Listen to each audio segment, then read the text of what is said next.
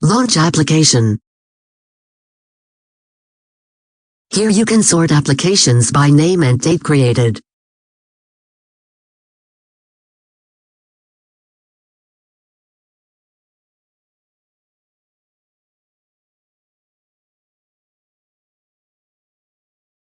Search applications you want to uninstall and then simply select your desired application.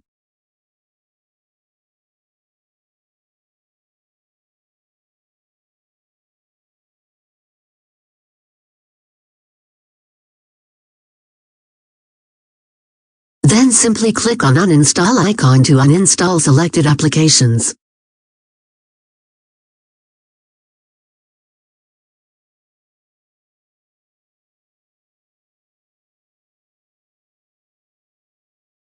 You can select all applications by one click. Just click Select All button.